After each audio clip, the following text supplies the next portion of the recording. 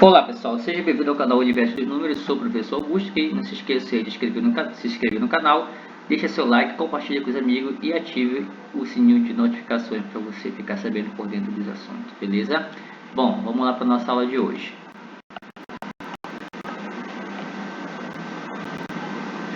Bom gente, hoje vamos abordar o assunto sobre a representação na forma de gráficos, ok? Assim como as tabelas, o gráfico tem também grande importância na apresentação de dados numéricos relacionados a grandezas, Por meio deles é possível representar visualmente esses dados, tornando mais fácil, ágil e agradável a absorção e interpretação das informações. Podemos dizer que o gráfico é o resumo de uma determinada situação em que se pode fazer a coleta de dados quantitativamente, Quantitativamente, ok? Certo? Na próxima página diz o seguinte, Apresentaremos nesse capítulo alguns tipos de representações gráficas com aplicações em cada um deles, Faremos esse estudo a partir de exemplos usados em várias situações e disciplinas escolares, Então, primeiro temos aí a letra A, gráfico de barras. Usa-se o gráfico de barras para ilustrar comparações, As barras podem ser horizontais ou verticais. Um eixo do gráfico apresenta o que está comparando, enquanto o outro eixo apresenta seus respectivos valores quantitativos, ok? Temos aí um exemplo da Aprender Sempre do Enem. As notas de um professor que participou de um processo seletivo em que a banca avaliadora era composta por 5 membros são apresentadas no gráfico. Sabe-se que cada membro da banca atribuiu 2 notas ao professor, uma relativa aos conhecimentos específicos da área de atuação e outra aos conhecimentos pedagógicos, e que a média final do professor foi dada pela média aritmética, de todas as notas atribuídas pela banca avaliadora, certo? Então temos aí a nota em roxo, conhecimento específico, e amarelo, conhecimentos pedagógicos, certo? Então nós temos aí os avaliadores A, B, C e D e E. Utilizando o novo critério, essa banca avaliadora resolveu destacar, a maior e a menor nota atribuída ao professor. A nova média em relação à média anterior é, A, B, C, D ou E. Então veja só. Primeiramente, tinha a primeira nota, Então a primeira nota era a média aritmética, Somar todas as notas e dividir pela quantidade de notas. Como cada professor deu 2 notas, no total são 5, então vai dar 10 notas, Então vai dar 10 notas dividido, você somar 10 notas dividido por 10. Então, média inicial, soma as 10 notas e divide por 10, 18 mais 16, Aqui eu tenho 18, mais 16. Depois eu tenho 17, que é metade entre 16 e 18. 17 mais 13, que está entre 12 e 14, eu tenho 13. Então, 17 mais 13, e assim somando sucessivamente cada um deles, tá? Que vai dar 140 dividido por 10 vai dar 14. Então, a primeira média, a média inicial seria 14. Depois ele falou que eles falaram, utilizando o novo critério, tá? Então, ele diz o seguinte, Então, teve uma nova média, tá? E que a média final do professor foi dada pela média aritmética de todas as notas atribuídas pela banca avaliadora, Utilizando o novo critério, essa banca avaliadora resolveu destacar a maior e a menor nota atribuída ao professor. Então, eles destacaram, tiraram, tá? A maior e a menor média. A nova média em relação à média anterior é, A média anterior é essa que acabamos de ver aqui, 14. A nova média qual é, Então, ele tirou a maior e a menor. A maior nota foi 19, a menor foi 1, Então, vai ficar 140 menos 19 menos 1. Aqui eu tenho menos 1 e menos 1. Por quê, gente? Porque eu estou tirando duas notas, Uma nota 19 e uma nota do 1. Então, eu estou tirando 2 números. Então, menos 1, menos 2. Estou tirando 2 números. 10 menos 2, 10 menos 2, 8, 140 menos 19 menos 1, 120. 120 dividido por 8, 15. Ok? Eu vou ter 15 aqui, tá? Então, a diferença, A nova média em relação à média anterior é. Então, a nova média é 15, a anterior é 14, Então, como ele fala, a nova média em relação à média anterior é, então 15 menos 14 vai dar 1, né? Então 15 menos 14, 1 ponto. Então, portanto, a nova média em relação à média anterior é 1 ponto maior, né? Então 15 é maior que 14, 1 ponto maior. Então, a alternativa letra B de bola, ok? B, gráfico de setores. O gráfico de setores também é chamado de gráfico circular. Isso aqui foi um cálculo que eu estava fazendo, né, com a turma que estava fazendo vídeo aula, né? Deixa eu apagar aqui. Caso venha, faço aqui no vídeo aula, tá? Só um minutinho.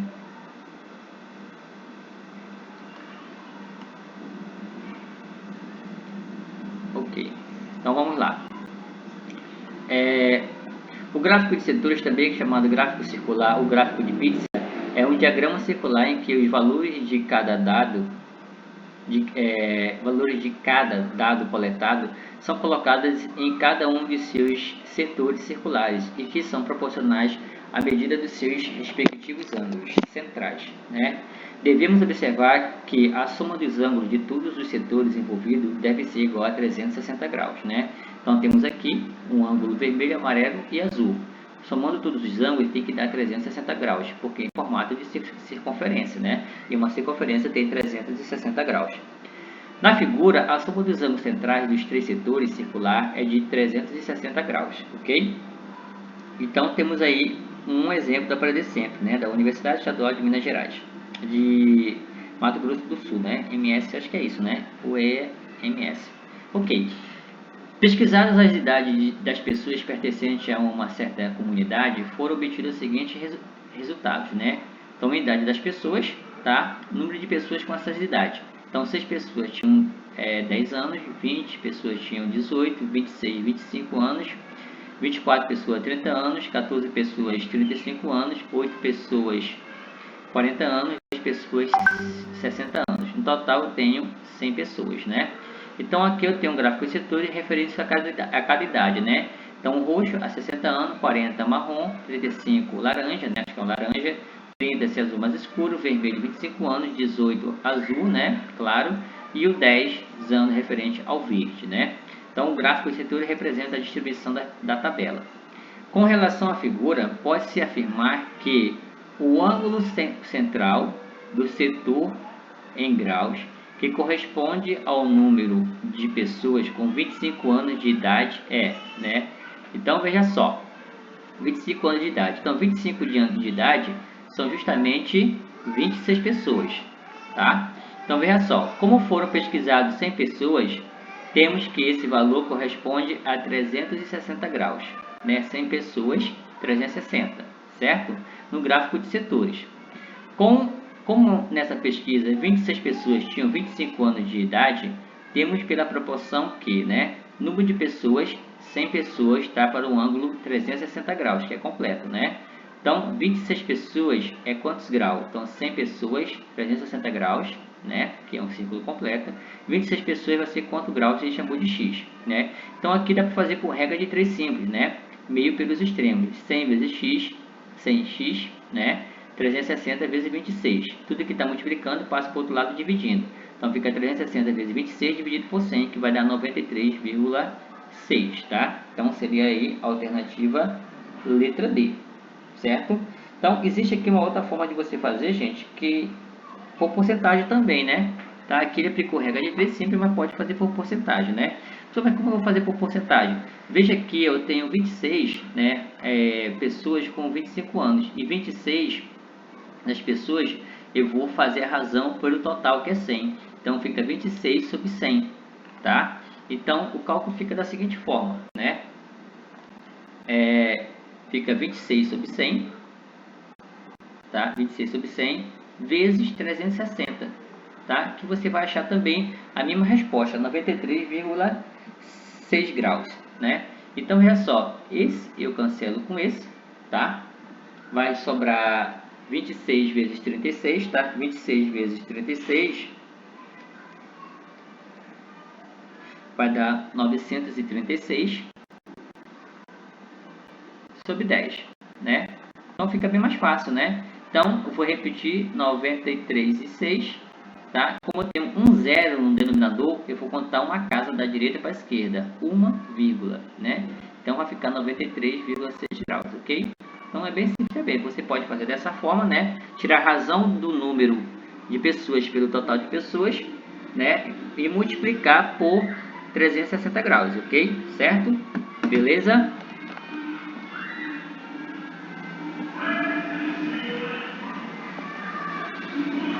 Gente, desculpa aí a zoada, né? É difícil fazer um vídeo aula com zoada assim dessa forma no meu bairro, né? Continuando. Bom, próxima questão. Na verdade, próxima questão não. Próxima, o assunto, né? Continuando o assunto. Nós estávamos aqui. Ok, já para essa página aqui agora, né? Bom, gráfico de linhas poligonal, né? É utilizado para representar uma sequência de dados cujos valores aumentam ou diminuem em uma escala de tempo e de maneira contínua, né? Então temos aí aprender sempre. Enem. O dono de uma farmácia resolveu colocar à vista do público o gráfico mostrado a seguir, que apresenta a evolução total de vendas em reais de certo medicamento ao longo do ano de 2011, né?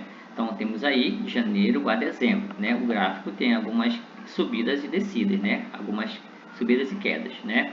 De acordo com o gráfico, os meses que ocorrem respectivamente a maior, né? Está aqui grifado, e a menor venda absolutas em 2011 foram, né? Então a maior corresponde a junho, né? Está aqui a junho, vamos circular aqui, e a menor em agosto, né? Certo? Então daí a alternativa junho e agosto, letra E, certo? Ok? Então fica a letra E como a resposta correta. Então veja só que é bem simples, né, gente? É só analisar o gráfico, né? Mas com aí teoria. D, gráfico de dispersão. O gráfico de dispersão XY trabalha com eixo específico, né? Um ponto é marcado em cada um deles quando os dados numéricos são confrontados em um mesmo instante, né? Usa-se esse tipo de gráfico para comparar dados de situações parecidas, né? Nele há necessidade de haver pares de valores para se trabalhar, né? Então temos a questão da Unicamp modificada. As temperaturas nas grandes cidades são mais altas do que nas regiões vizinhas não povoadas, formando ilhas urbanas de calor. Uma das causas desse efeito é o calor absorvido pelas superfícies escuras, como as ruas asfaltadas e as coberturas de prédio. A substituição de materiais escuros por materiais alternativos, claro, reduziria esse efeito, né? A figura mostra a temperatura do pavimento de dois estacionamentos, um coberto com asfalto e outro com material alternativo, ao longo do dia ensolarado, né? Assim, temos a letra A. Qual curva corresponde ao asfalto, né? E B, qual é a diferença máxima de temperatura entre os dois pavimentos durante o período apresentado, né? Então, a letra A, qual curva corresponde ao asfalto? Então, como resolução, né? Então, aqui nós temos o gráfico, né? Certo? Horários e a temperatura. Então, um que responde, uma linha poligonal que responde ao ponto A, né? E a outra ao B, né? A figura B e a figura A, certo? Figura A e figura B, correto? Então, temos aí os horários e as temperaturas em grau, né? Então, solução, a letra A. A curva A corresponde ao asfalto, né? Que justamente é a curva mais escura, né? Tá? Então, a mais clara, que seria vermelha, seria os materiais alternativos, ok? E a letra B, né? Qual a diferença máxima de temperatura entre os dois pavimentos durante o período apresentado, né? Então, a resposta da letra B, temos aí a maior diferença de temperatura entre os dois pavimentos, né? É de aproximadamente 10 graus Celsius, que ocorre às 12 horas. Então, veja-se que às 12 horas, né? Vou formar uma linha aqui, né? Tem essa diferença entre esse ponto aqui e esse ponto aqui, né? Que esse ponto está em 45, né? E esse outro ponto está em 55 graus. Mas, professor, por que não está aqui e aqui? Porque esses dois pontos, apesar de ser máximo, né, a distância entre eles é mínima, tá? É menor, tá? Aqui a distância é maior, referente a isso aqui, ok? Então, vai ficar essa diferença aqui com esse aqui, tá? Esse ponto aqui com esse ponto aqui. Aí eu vou fazer a diferença de 55 por 45. Então, esse seria a diferença maior, né? E não esse aqui, porque a distância de um para o outro vai ser mínima, tá? Nesse tipo de gráfico aqui vai ser mínima. A maior distância vai estar aqui, ó. você prestar bastante atenção, né? No ponto mais alto que eu tenho a maior diferença, certo? A maior diferença vai estar aqui. Ok? Então, a letra E, tá? Continuando a letra E, chama-se gráfico de rosca, tá? Ele é formado por partes de uma coroa circular, tá? A união, de todas essas partes deverá compor 100% da coroa, tá? Ele é muito semelhante ao gráfico de setores, uma vez que o valor correspondente a cada dado coletado é proporcional ao tamanho da parte da coroa circular, ok? Então, a próxima página diz o seguinte, né? Vamos lá para a próxima página. Temos aí como o exemplo, né? Aprender sempre, né? Da Universidade Federal de Minas Gerais, modificado. Este gráfico representa o resultado de uma pesquisa realizada com 1.000 famílias com filhos em idade escolar, responsável pela renda familiar, né? Então, apenas o pai tem 35%, apenas a mãe 13%, o pai e a mãe juntos somente 45%, o pai, a mãe e outros juntos 7%, né? Considere as afirmativas a seguir referentes às famílias pesquisadas, né? Aqui eu fiz uma marcação aqui, tá? Que eu estava explicando. Deixa eu apagar aqui, ok. Então, continuando. Fala o seguinte, né? O pai participa da renda familiar em menos de 850 famílias, né? Então, o que ele pede aqui, né? Considere as afirmativas a seguir referentes de famílias pesquisadas, né? Então, o pai participa da renda familiar em menos de 850 famílias, né? Participa, né? 2. O pai e a mãe participam juntos da renda familiar em mais de 500 dessas famílias, né? Então, é correto afirmar aqui, né? A, B, C, D ou E, né? Então, a 1. Analisando a 1, ela é falsa. Por quê? O pai pode participar sozinho, né? Então, temos aí, pai participa, né? Nesse caso aqui, ó, o pai participa da renda familiar em menos de 850 mil. Então, pai participa sozinho, né? Tá aqui, ó, 35%, né? Que é 0,35 vezes 1.000 famílias, dá 350 famílias. O pai participa com a mãe somente, né? O pai e a mãe vai dar, cadê verde, né? 45%, ó, 0,45 vezes 1.000, 450 famílias, né? Então, esse 0,45, gente, é 45%, tá? 45 sobre 100, né? Se você dividir, dá 0,45 vezes 1.000, 450 famílias. O pai participa com a mãe e outros, né? Pai, a mãe e outros, 7%, que é 0,07 vezes 1.000, 70 famílias, tá? Então, somando o total, 350 mais 450 mais 70, 870 famílias. Então, passou, e não 850, né? Então, é falso. E a 2, o pai, a 2 ele fala, né?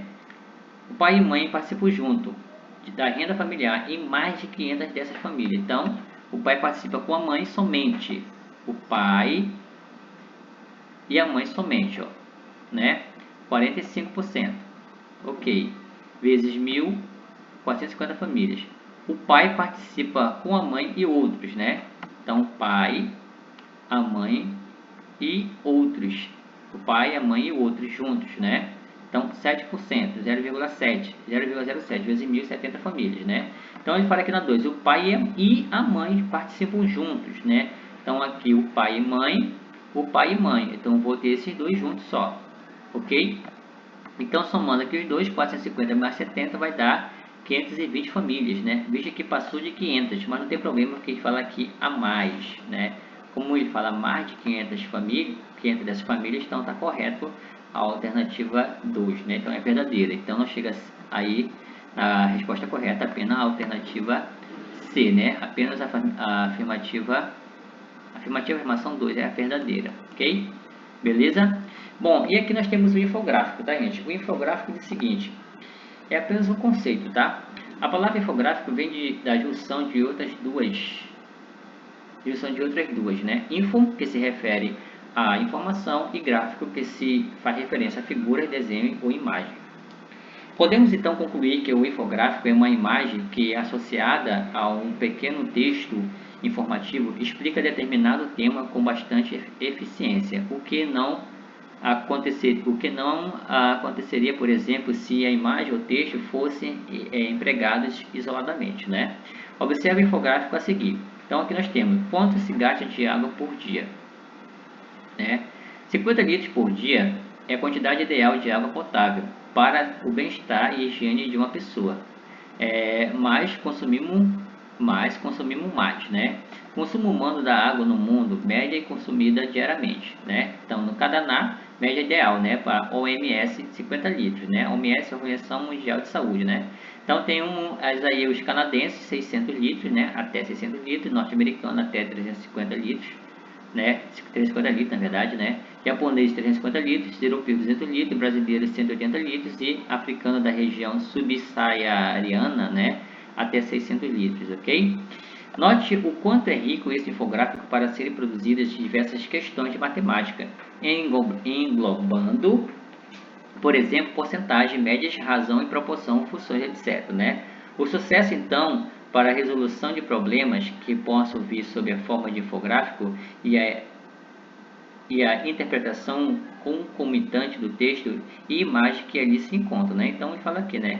Para a resolução de problemas, né? O sucesso, então, para a resolução de problemas que possam vir sob forma de infográfico é a interpretação concomitante, né, de textos e imagens que ali se encontram, né? Ou seja, o infográfico aqui ele é rico de informações, né, para a gente fazer, né, vários tipos de questões, né, seja na área matemática aqui, né, certo? Geografia também dá para fazer, na parte de biologia, né, também, certo? E dá para fazer vários tipos de questões referentes aqui a esse infográfico que ele fala, né? Então ele fala aqui, né, 1,1 bilhão de pessoas vivem sem água potável, né? Então isso aqui é tirado do Planeta Sustentável Adaptado, né? Então isso aqui é bem interessante, né? Então vamos lá para a nossa próxima página, né? O que eu acho que é o exercício de aplicação. Tudo bem? Vamos ver aqui. Exercício de aplicação, né? Então temos aqui o exercício de aplicação, né? Do módulo 14, né? Representação de dados em gráficos. Questão número 1. Observe no gráfico o número de médicos ativos registrado no Conselho Federal de Medicina, né? CFM, tá? Que é representado pela cor amarela. O número de médicos atuantes no Sistema Único de Saúde SUS, que é o verde, tá? Para cada 1.000 habitantes nas 5 regiões do Brasil: Norte, Nordeste, Sul, Sudeste, Sul e Centro-Oeste, né? O Sul oferece um médico para cada grupo de X habitantes. Na região Norte, o valor de X é aproximadamente igual a, né? Então veja só, no Norte, o SUS, né, que é a parte que ele fala aqui, né, tá? É 0,66 médico para 1.000 habitantes, tá? Então vai ficar aqui 0,66 médico a cada 1.000 habitantes, ok? Então ele fala aqui embaixo, o SUS oferece um médico, né, para cada grupo de X habitantes. Então 0,66 médico para 1.000 habitantes, né, no norte, ok? E ele fala aqui, né, então o SUS oferece um médico para cada X habitantes. Na região norte, o valor de X é aproximadamente igual a, então 0,66 está para 1.000 habitantes, assim como um médico, né, 0,66 médicos está para 1.000 habitantes, assim como um médico está para X, tá? Então aí a gente montou uma regra de 3 simples, certo? Basta multiplicar meio pelos extremos, né? Então 0,66 vezes X é 0,66X, 1 vezes 1.000 é 1.000, né?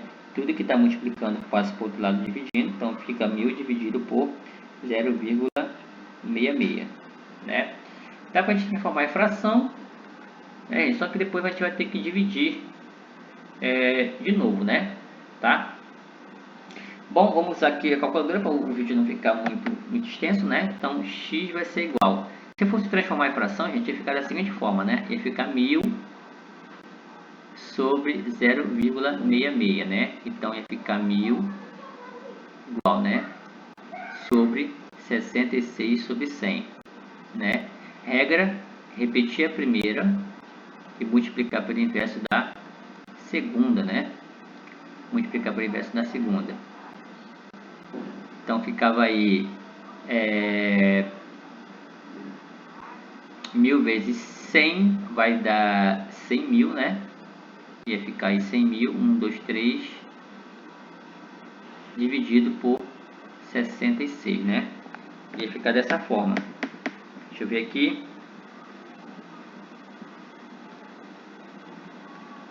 É isso mesmo, né? Ia ficar dessa forma mesmo, tá? Mas, usando a calculadora não tem problema, tá? Você pode usar a calculadora, né? Nesse caso aqui, usando a calculadora, para facilitar nosso... Eu só demonstrei aqui para vocês de uma forma que fica, tá? Se você dividir 100 mil por 66, vai dar o mesmo resultado que pegar 1000 dividido por 0,66, tá bom? Então, dividindo 1000 por 0,66, né? Ou 100 mil dividido por 66, vai dar 15,15, né? Vai ser uma dízima periódica, ok? Então, x igual a 1515, né? A gente vai arredondar porque ele pede aqui um valor aproximadamente, ok? Então, vai ficar 1515, tá? Alternativa letra D, beleza? Próxima questão.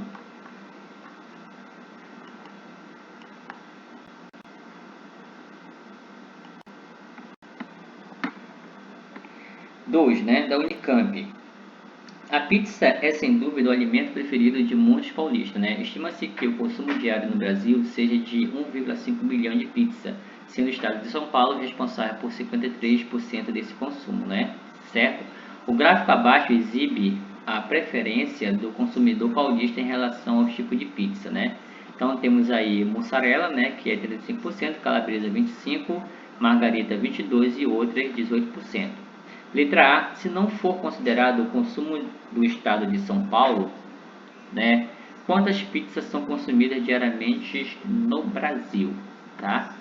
Então, veja só. Vamos lá, deixa eu só reler aqui, se não for considerado o consumo do estado de São Paulo. Se não for considerado o estado de São Paulo. Quantas pizzas são consumidas diariamente no Brasil, né? Então, veja só. Ele fala aqui, né? Estima-se que o consumo diário do Brasil seja de 1,5 milhão de pizzas, sendo que o estado de São Paulo é responsável por 53% desse consumo, né? Então, veja que São Paulo consome bastante pizza, né? Em relação ao Brasil todo. Então, para a gente resolver essa questão, só um minutinho que aqui minha caneta travou.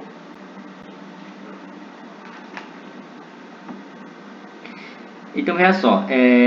Então, temos aí que 1,5 milhão de pizza, né? Deixa eu ver se a minha caneta está pegando aqui, que ela estava travando. Ok, está pegando. Então, o Brasil, o consumo diário do Brasil é 1,5 milhão de pizza, né? Então, 1,5 milhão é 1 milhão e 500 mil, tá? 1 milhão e 500 mil pizzas, certo? Só que o estado de São Paulo, ele consome 53%, né, do consumo. Se não for considerado o consumo de estado de São Paulo, né? Quantas pizzas são consumidas no Brasil? Então, se não for considerado, né? Não estou considerando o estado de São Paulo. Assim, não resta, né? 47%. Se 53% é só de São Paulo, né? E a letra A, ele não quer que considere, né? Se não for considerado o consumo de São Paulo. Então, eu não estou considerando o estado de São Paulo, né? Porque o estado de São Paulo consome 53% das pizzas. Então, sobra quanto para o Brasil, né? Então, de 100%, né, das pizzas, 100%, menos 53% do estado de São Paulo, vai sobrar 47%. Então, 47% é o restante do país, do Brasil, né? Porque só 53% é o estado de São Paulo. Então, eu vou multiplicar 47% de 1.500, de 1 milhão e 500 mil pizzas, né? Então, assim, 47% de... Deixa eu apagar aqui, né? Que ficou... Eu ia botar a porcentagem aqui, não ficou legal. Ok. Então, vai ficar 47%, né? De 1 milhão 1.500.000 pizza, né?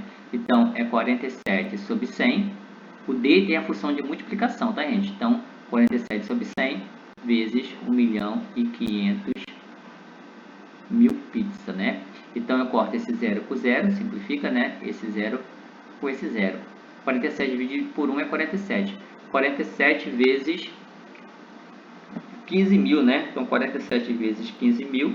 Deixa eu usar aqui a calculadora para facilitar nosso cálculo. Vai dar 705.000 pizzas, né? É igual a 705.000 pizzas, ok? Então, na letra A, ele fala assim, né? Se não for considerado o consumo do estado de São Paulo, quantas pizzas são consumidas diariamente no Brasil, né? Então, ele não quer que considere o estado de São Paulo. Se ele não quer que considere o estado de São Paulo, que é 53%, sobra 47% para o restante do Brasil. Então, 47% de 1.500.000 pizzas vai dar 705.000 pizzas, ok? Consumida no Brasil. Então, essa aqui é a resposta da letra A, tá? Separando aqui, letra B. A letra B diz o seguinte, né? Quantas pizzas de mussarela e de calabresa são consumidas diariamente no estado de São Paulo, né? Então, veja só. Se no Brasil todo, né, a quantidade de pizzas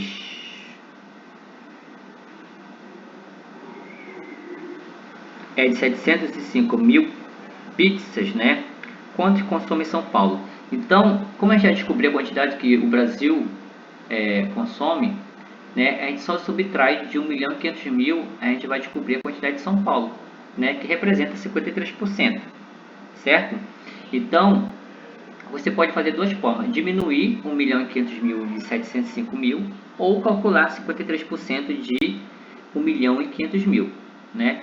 Então, a gente vamos calcular, né? Então, é 53%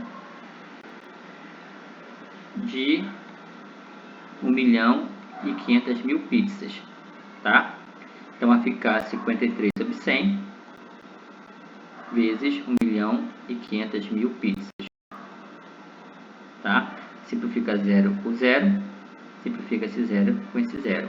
Então, sobra aí 53 vezes 15.000, que vai dar 795.000. 795.000 pizzas, né? Então, veja só, como eu falei para vocês, ou calculava 53% de 1.500.000 pizzas, né? Ou apenas pegava 1.500.000 pizzas, subtraía de 705, que vai dar 795, né? Então, o estado de São Paulo consome 795.000 pizzas. Somando com os 795, né? Com 705.000, vai dar 1.500.000, que é o Brasil todo, né? Incluindo o estado de São Paulo. Então, você poderia fazer dessas duas formas, tá, gente? Então, eu preferi calcular 53% de 1.500.000 pizzas, né? Mas se você achar melhor pegar 1.500.000 pizzas, diminuir de 47%, que é 705.000, você vai encontrar aqui também 795.000 pizzas, ok? Pronto. Agora a gente tem esse dado aqui, né? Ele quer saber o quê? Quantas pizzas de mussarela e de calabresa são consumidas diariamente no estado de São Paulo?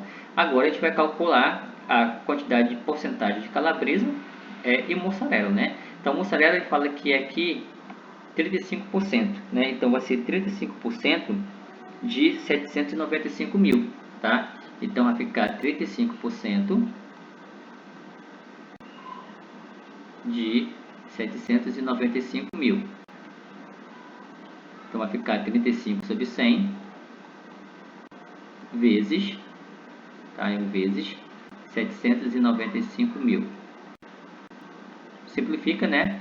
0 com esse 0, 0 com esse 0. Então, vai sobrar aí 35 vezes 7.950, que vai dar 278.000, né? 250 pizzas, ok? Isso aí de mussarela, né? Tá? Eu vou botar bem aqui mussarela, tá?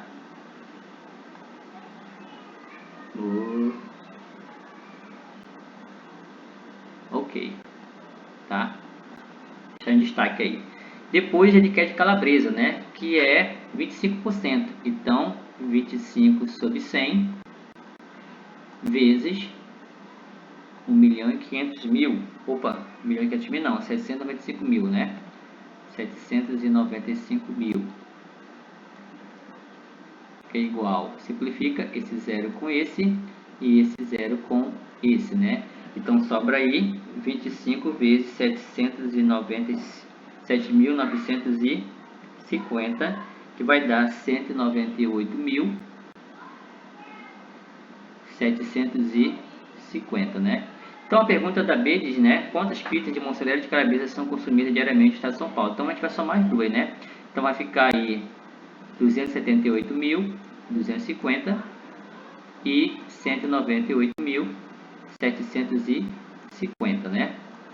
Somando as duas, eu vou ter 0, 10 vai 1, 1, 2 e 1, 3 com 7, 10, vai 1, 8, 8, 16 e 1, 17, vai 1, 9 e 1, 10 com 7, 17, vai 1, 2 e 1, 3 com 4, né? Então vai ficar aí 477.000 pizzas são consumidas de mussarela e calabresa no estado de São Paulo, né? Vou botar aqui calabresa, né? Esqueci de colocar calabresa. Aqui é um R, tá, gente? Aqui é um R, calabresa, beleza? Então aí a questão número 2, né, do exercício de aplicação respondido, tá? Vamos lá para a questão número 3, tá, do exercício de aplicação. Eu vou resolver aí 3 questões, tá, do exercício para vocês. Questão número 3. A questão número 3 é o seguinte, né? Observe no gráfico alguns dados a respeito da produção e do destino de lixo no Brasil no ano de 2010, né? Quanto o Brasil produz de sujeira, né? E temos aí 61 milhões de toneladas de lixo produzido no Brasil em 2010, né? População urbana. Então, composição do lixo brasileiro e para onde vão os detritos, né? Composição do lixo brasileiro: 30% recicláveis, 16% outros rejeitos, 54% matéria orgânica, né? Para onde vão os detritos, né? 24% aterro sem controle, 18% lixão e 58% aterro sanitário, certo? Então veja só. Aí ele fala o seguinte: a partir desses dados, supondo que todo o lixo brasileiro, com exceção do reciclável, né? Exceção desse daqui, tá? Então é esse e esse. Esse aqui não vai constar, exceção desse. Com exceção dos recicláveis, é destinado aos aterros ou aos lixões. Quantos milhões de toneladas de lixo vão para os lixões, né? Então a gente vai somar 16 dos outros rejeitos e mais 54 da matéria orgânica, certo? Tá? Então 16% mais 54% é igual, vai dar 54 com 6, 60, 70%, né? 70% a junção dos dois. Né? E a quantidade de lixo em tonelada é de 61 milhões, né? Então é 70% de 61 milhões, tá? Milhões, vou botar aqui, tá? Milhões. Ok? A gente podia usar o zero, tá, gente? Só veja que na resposta tem algumas vírgulas, então o cálculo não é feito com bastante zero, tá? São somente com o número aqui, ok? Então vai ficar 70%, 70 sobre 100, vezes 61, ok? Simplifica aqui, ó, 0 com 0 sobra 7.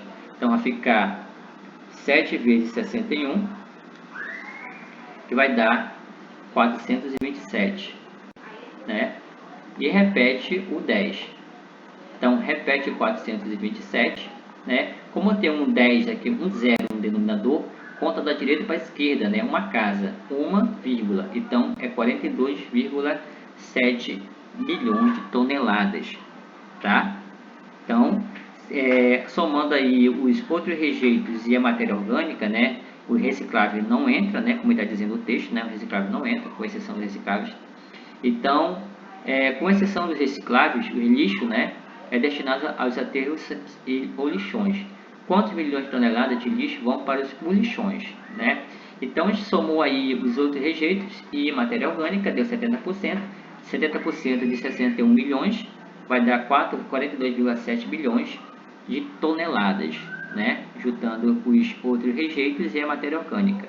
Só que 42,7 milhões, né? Eu tenho que calcular ele dos lixões. Os lixões aqui, ó, né? 18%. Então é 18% do que eu tenho aqui. Então é 42,7 milhões vezes 18%, tá? Tá? A ordem dos fatores não altera o produto, tá, gente? Então eu tenho aqui 18%, né? De 42,7 milhões de toneladas. Então é 18 sobre 100 vezes 42,7, certo? Então se você pegar aí 18 multiplicar por 42,7, você vai ter 768,6, né? Peraí, deixa eu ver aqui.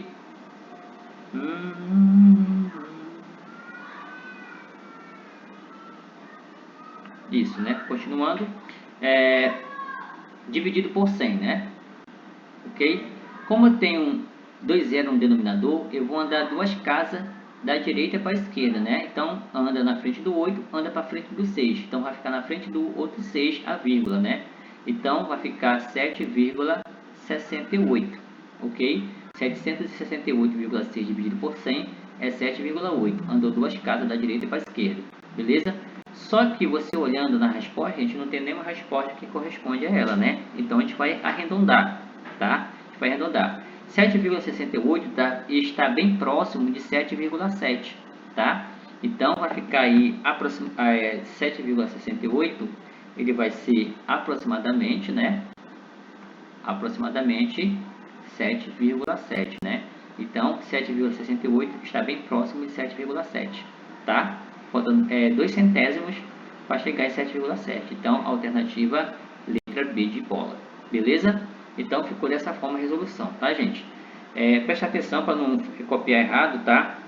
Algumas questões são bem complicadas, tá? Qualquer coisa é só rever o vídeo novamente, tudo bem? E é isso, tá, gente? A nossa aula fica por aqui de hoje, tá? E até o nosso próximo vídeo.